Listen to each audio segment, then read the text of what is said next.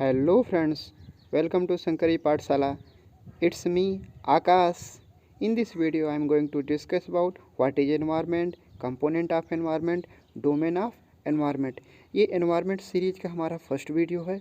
ठीक है, जो हमारे बाद के वीडियो आएंगे उसमें हम एनवायरनमेंट से रिलेटेड जितने भी टॉपिक होंगे सबको कवर करेंगे। सो वीडियो को लगातार देखते रहिए। ठीक है, और वीडियो को प्लीज़ लाइक एंड सब्सक्राइब करिए एंड कमेंट बॉक्स में जो भी कुछ सुझाव हो प्लीज़ उसमें कमेंट कर दीजिए। ठीक है, तो हम लोग स्टार्ट करते हैं एनवायरनमेंट। ठीक है, तो एनवायरनमेंट बेसिकली हमारा एक फ्रेंच वर्ड से टर्म लिया गया है। ठीक है, तो एनवायरोनर जो टर्म है उसका मीनिंग होता है नेबरहुड। इसी टर्म से हमारा जो एनवायरनमेंट बना है। ठीक है, तो एनवायरनमेंट बेसिकली क्या होता है, एक हमारा लाइफ सपोर्ट सिस्टम होता है जो हमें एयर प्रोवाइड करता है। ठीक है, सांस के लिए, वाटर प्रोवाइड करता है। ठीक है, फूड प्रोवाइड करता है, जिससे हम क्या करते हैं अपने मेटाबॉलिज्म को एकदम सही से सुचारू रूप से चला सकें, यानी कि हम सर्वाइव कर सकें। ठीक है, तो एनवायरनमेंट बेसिकली क्या होता है, हमारा लिविंग थिंग्स और नॉन लिविंग थिंग दोनों की कम्बिनेशन से मिलके बना होता है। ठीक है, तो जो भी लिविंग ऑर्गेनिज्म हैं उनके आसपास का जो भी प्लेस होगा, जो भी पीपल्स होंगे, जो भी थिंग्स होगा, जो भी नेचर होगा, ठीक है, जिससे वो घिरे हुए रहते हैं, उन सब को क्या बोलते हैं, एनवायरमेंट। यानी हमारे आसपास जो भी चीज़ें पाई जाती हैं वो सब क्या होती हैं, एनवायरनमेंट का ही कहीं ना कहीं एक पार्ट होती हैं। ठीक है, तो एनवायरनमेंट में क्या होता है, लिविंग थिंग्स और नॉन लिविंग थिंग्स दोनों एक दूसरे से क्या करते हैं, इंटरेक्ट करते हैं। ठीक है, तो यानी एक दूसरे पे इंटरडिपेंडेंस रहते हैं। ठीक है, और अच्छे से समझना है तो एनवायरनमेंट क्या होता है, उसके हम कंपोनेंट पे चलते हैं, जिससे हमें बेसिक अंडरस्टैंडिंग क्या हो जाएगी, डेवलप हो जाएगी। तो जो कंपोनेंट ऑफ एनवायरनमेंट होते हैं उसके तहत हमारे एक नेचुरल भी आते हैं, ह्यूमन मेड भी आते हैं, और ह्यूमंस भी एनवायरनमेंट के ही पार्ट होते हैं। ठीक है, तो नेचुरल एनवायरनमेंट क्या होता है, ह्यूमन मेड एनवायरनमेंट क्या होता है, पहले हम इसे समझ लेते हैं, उसके डीप में डिस्कस करते हैं। तो नेचुरल एनवायरनमेंट क्या होता है, जो हमें नेचर के द्वारा गिफ्टेड होता है, यानी नेचर के द्वारा हमें दिया जाता है। ह्यूमन मेड क्या होता है, जो ह्यूमन के द्वारा प्रोड्यूस होता है। तो यहाँ पे आप जैसा कि इसमें स्क्रीन में देख पा रहे होंगे, तो यहाँ पे जो भी नेचुरल है, ठीक है, तो नेचुरल जो भी है, ठीक है, ये नेचुरल है। तो नेचुरल में जैसे एयर हो गया, एटमॉस्फेयर में एयर पाई जाती है, वाटर, ठीक है, जो भी कॉन्टिनेंट होता है अर्थ के सरफेस पे वाटर भी पाया जाता है। ठीक है, लैंड पे there are lots of structure, कहीं पे माउंटेन्स होते हैं, तो कहीं पे फील्ड रहता है, तो कहीं पे प्लेटू रहते हैं, पठार रहते हैं। ठीक है, तो वो जितने भी स्ट्रक्चर पाए जाते हैं किस पे, लैंड पे। ठीक है, तो ये नेचुरल कंपोनेंट हो जाते हैं एनवायरनमेंट के। ठीक है, जैसे लिविंग थिंग्स हो गए, जितनी स्पीसीज पाई जाती हैं, ठीक है, सभी के क्या होते हैं, लिविंग थिंग्स में लाइफ होती है, सभी लिविंग थिंग्स। ठीक है, वैसे ह्यूमन मेड में क्या होगा, बिल्डिंग हो गया, पार्क्स हो गया, रोड्स हो गया, ब्रिजेज हो गए, इंडस्ट्रीज हो गए, मोनूमेंट्स हो गए, तो जितनी भी चीज़ें ह्यूमन मेड हैं, ठीक है, सभी क्या होती हैं, human made component of environment. ठीक है, इवन जो ह्यूमंस होते हैं, individual, family, community, religion, educational, economic, political situation, सभी क्या होते हैं, कंपोनेंट ऑफ एनवायरनमेंट होते हैं। ठीक है, तो अब हम लोग समझ गए ना कि एनवायरनमेंट के कंपोनेंट क्या क्या होते हैं, nature, human made component, human, सब क्या हैं, सभी क्या होते हैं, एक पार्ट होते हैं किसके, एनवायरनमेंट के। ठीक है, तो हमें लगता है आप समझ पा रहे होंगे। अगर कुछ भी डाउट हो डायग्राम को अच्छे से देखिए। ठीक है, तो हम लोग एक एक करके डिस्कस करेंगे कि नेचुरल एनवायरनमेंट क्या होता है। ठीक है, तो natural environment refer to both biotic and abiotic conditions existing on the earth. Humans environment reveal the activities, creations and interaction among humans beings. ठीक है, तो बायोटिक बेसिकली क्या होते हैं, लिविंग थिंग्स होते हैं। ठीक है, the word of living organism is known as biotic, जैसे कि प्लांट्स हो गए, एनिमल्स हो गए। अबायोटिक में क्या होते हैं, जैसे the word of non living element, जैसे लैंड, ठीक है, लाइट, ठीक है, सॉइल, ये सब क्या है, नॉन लिविंग थिंग्स हैं, यानी कि अबायोटिक कंपोनेंट हैं।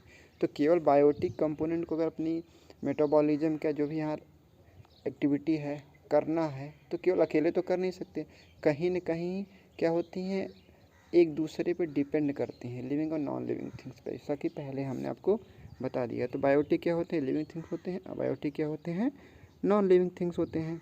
नेचुरल एनवायरनमेंट क्या होता है, बायोटिक बायोटिक दोनों की कम्बिनेशन से फॉर्म होता है। ठीक है, तो हम लोग बात करते हैं कि डोमेन ऑफ एनवायरनमेंट, यानी कौन कौन से डोमेन होते हैं जो हमारे लाइफ को सपोर्ट करते हैं, ठीक है। एक है हमारा एटमॉस्फेयर, ठीक है। दूसरा है हमारा हाइड्रोस्फेयर, ठीक है, लिथोस्फेयर, ठीक है। यानी एटमॉस्फेयर, हाइड्रोस्फेयर और लिथोस्फेयर। तो यानी केवल एटमॉस्फेयर पे है, यानी कि अगर वहाँ की एयर में ऑक्सीजन पाई जा रही है, ठीक है, वो भी सही है, तो वहाँ भी हम सर्वाइव नहीं कर सकते हैं। केवल वाटर ही पाया जा रहा है तब भी हम सर्वाइव नहीं कर पाएंगे। अगर यहाँ पे कॉन्टिनेंट पाया जा रहा है, ठीक है, जो हमारे लैंड वगैरह हैं, ठीक है, अगर केवल वही पाया जाए तब भी हम सर्वाइव नहीं कर पाए। यानी कि हम कब सर्वाइव कर पाएंगे, जब तीनों का कुछ कॉमन हो, यानी कि वहाँ पे एटमॉस्फेयर भी हो, हाइड्रोस्फेयर भी हो, लिथोस्फेयर भी हो। यानी कि अगर तीनों के जो कंबाइन पोर्शन हो, कॉमन एरिया जो होता है, उसे हम बोलते हैं बायोस्फीयर। तो बायोस्फीयर एक ऐसा क्षेत्र होता है जो किसी भी स्पीशीज को सर्वाइव करने के लिए जो भी उनकी एनवायरनमेंट रिक्वायर्ड होती है, ठीक, वो उन्हें मिलती है, ठीक है। यानी कि पानी, ठीक है, वाटर, वहाँ का टेम्परेचर कितना होना चाहिए, ठीक है, लैंड कैसे होनी चाहिए फूड के लिए, यानी कि सभी चीज़ें जहाँ पे एक पॉइंट मिल जाए, ठीक है, वही बायोस्फीयर होता है। यानी कि केवल एटमॉस्फेयर है, केवल ही हाइड्रोस्फीयर, तो भी हम लाइफ को सस्टेन नहीं कर पाएंगे। यानी हमें कॉमन एरिया चाहिए होता है एटमॉस्फेयर, लिथोस्फीयर और हाइड्रोस्फीयर का, ठीक है। तो पहले हम एक एक करके थोड़ा कुछ डोमेन ऑफ एनवायरनमेंट को समझ लेते हैं। तो लिथोस्फीयर क्या होता है? Lithosphere is the solid crust on the hard top layer of the earth. It is made up of rocks and minerals and covered by a thin layer of soil. It is an irregular surface with various landforms such as mountain, plateau, plains, valley, etc. ठीक है। तो basically क्या होता है, जो हम अर्थ का surface जो क्लासिफिकेशन हुआ था थ्री लेयर में, ठीक है, कोर, मेंटल, ठीक है, क्रस्ट। तो लिथोस्फीयर क्या होता है, अपर पोर्शन होता है, ठीक है, सॉलिड क्रस्ट का, ठीक है, वही उसे ही लिथोस्फीयर बताता है। तो कुछ पॉइंट जैसे रिकॉल कर लीजिए, जैसे लिथोस्फीयर क्या होता है, अगर कॉन्टिनेंट पे बात करें, ठीक है, तो कॉन्टिनेंट में अप्रॉक्सीमेट 32 किलोमीटर की थिकनेस होती है। अगर हम सी पे बात करें तो अप्रॉक्सीमेट 8 किलोमीटर के नियर अबाउट इसकी थिकनेस होती है, ठीक है। और लिथोस्फीयर में ढेर सारे जो हमारे मिनरल्स होते हैं, जो फॉरेस्ट होता है, ग्रॉस लैंड्स होते हैं, ठीक है, जितने भी मतलब कुछ फूड वगैरह के लिए, और इवन माउंटेन, प्लेटू, सब किस पे पाए जाते हैं, लिथोस्फीयर। तो लिथोस्फीयर की थिकनेस कितनी होती है, 32 कॉन्टिनेंट 8 किलोमीटर आपके सी के सरफेस पे पाई जाती है, ठीक है। इसमें कुछ, तो नेक्स्ट हमारा हाइड्रोस्फीयर, ठीक है। तो जो भी डोमेन है वाटर का, तो the domain of water is referred to as a hydrosphere. It comprises various source of water, ठीक है। तो different type of water bodies like river, lake, seas, ocean, ठीक है। बेसिकली जो हमारे अर्थ के सरफेस पे वाटर पाया जाता है अप्रॉक्सीमेट 70%, यानी अर्थ के सरफेस का 70% पोर्शन पे क्या पाया जाता है, वाटर पाया जाता है, ठीक है। और 30% क्या है, कॉन्टिनेंट। तो यानी कि वाटर जो 70% पाया जाता है ऑलमोस्ट क्या है, साल्टी वाटर है, ठीक है। तो वाटर जो हमारे यहाँ पाया जाता है, ठीक है, वो 2 टाइप्स का होता है। कितने टाइप्स का होता है, 2 टाइप्स का, ठीक है। एक है हमारा आप जो साल्टी वाटर, कैसा वाटर है, साल्टी वाटर है। दूसरा हमारा है फ्रेश वाटर, ठीक है। तो जो साल्टी वाटर है अप्रॉक्सीमेट 70% पाया जाता है, ठीक है। और जो फ्रेश वाटर है, जितना भी फ्रेश वाटर पाया जाता है उसका केवल 15%, कितना, 15% ही लिविंग थिंग्स के लिए अवेलेबल है, ठीक है। और जो रेस्ट ऑफ जो भी फ्रेश वाटर है और सॉलिड के फॉर्म में जो हमारे ग्लेशियर्स वगैरह होते हैं, वहाँ पे क्या है, ये फ्रीज है, ठीक है।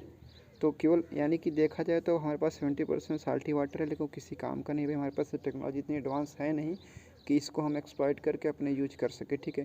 तो वाटर क्राइसिस वगैरह की समस्या डे बाई डे जैसे ही इंक्रीज करे देख ही रहे हैं। तो यानी 15% ही फ्रेश वाटर अवेलेबल है ह्यूमन के लिए या जितने भी लिविंग थिंग्स उनको यूज करने के लिए। यही वाटर क्राइसिस की मेन प्रॉब्लम। अगर 70% वाटर को किसी तरह हम एक्सप्लॉइट कर लें तो हमारी जो वाटर क्राइसिस है उसे हम क्या कर सके, हो सकता है ख़त्म करते हैं, ठीक है। तो नेक्स्ट हमारा टॉपिक है एटमॉस्फेयर।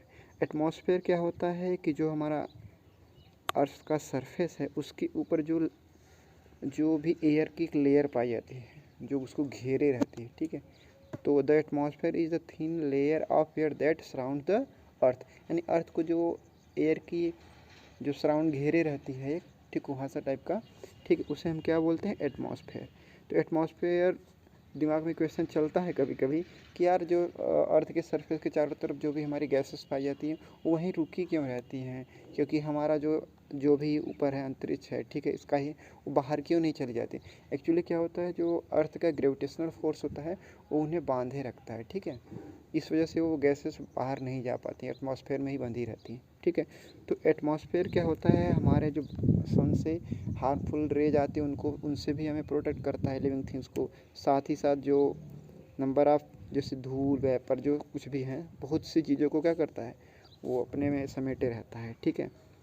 तो जब भी कभी एटमॉस्फेयर में जैसे उनके टेम्परेचर, ठीक है, जो भी ह्यूमिडिटी वगैरह जो भी चेंजेज होते हैं उसके कारण क्या होता है, जैसे हम लोग बोलते हैं वेदर चेंज हो रहा है, क्लाइमेट चेंज, क्लाइमेट क्राइसिस की प्रॉब्लम आप देख ही रहे हैं, क्लाइमेट चेंज क्या होता है उसे आगे डिस्कस करेंगे, ठीक है। तो जो हमारा एटमॉस्फेयर है अप्रॉक्स 90% जो है नाइट्रोजन प्लस ऑक्सीजन से मिलके बना है, और 1% जो अदर गैस है जैसे argon, krypton, water vapour etcetera वगैरह से मिलके बना है, ठीक है। तो नेक्स्ट है हमारा बायोस्फीयर। बायोस्फीयर जैसा कि हमने पहले ही बता दिया था आपको कि एटमॉस्फेयर, लिथोस्फीयर, हाइड्रोस्फीयर का जो कॉमन पॉइंट होता है वही क्या होता है, बायोस्फीयर होता है। बायोस्फीयर क्या होता है, हमारे ह्यूमन लाइफ को सपोर्ट करता है, ठीक है। बेसिकली एनवायरनमेंट यहीं से मिलके बना है, ठीक। बायोस्फीयर को ही एक प्रकार से कह सकते हैं, यहाँ वो सारे एनवायरनमेंट होता है जो कहते हैं नहीं यार एनवायरनमेंट ठीक है, हम यहाँ सर्वाइव कर पाते हैं। कभी कभी आपने सुना होगा कि यार मैं उस सिटी में गया था, वहाँ पे रहता था, वहाँ का एनवायरनमेंट ठीक नहीं था, मुझे सूट नहीं करता था, लौट आए, ठीक है। तो एनवायरनमेंट कैसा आप बोल रहे हैं, जब आप बोल रहे हैं सूट नहीं कर रहा है तो आसपास को ही देख के बोल रहे हैं ना। तो वही चीज़ें यहाँ पर भी है कि जहाँ पे लिविंग थिंग्स रह रहे हैं उनके आसपास का जो भी चीज़ें थिंग्स हैं वो उन्हें सपोर्ट कर रही हैं या वो उनके हिसाब से अपने आप को सर्वाइव कर पा रहे हैं या कि नहीं। तो बायोस्फीयर बेसिकली क्या होता है, plants and animal kingdom together make biosphere और the living world. It is a narrow zone of the earth where lands water air interact with each other to support life. Biosphere एक ऐसा area होता है जहाँ पे क्या होता है, जो भी हमारे प्लांट एनिमल होते हैं उनके लाइफ को सपोर्ट करने को हर चीज़ें अवेलेबल होती है जो उन्हें लाइफ को सर्वाइव करने के लिए चाहिए होता है। तो नेक्स्ट टॉपिक जो हमारा रहेगा वो इकोसिस्टम क्या होता है, इस पर फोकस रहेगा, ठीक है। तो आज के लिए थैंक यू। प्लीज़ वीडियो को लाइक एंड सब्सक्राइब करिएगा फॉर फर्दर मोर अपडेट के लिए। Thank you so much for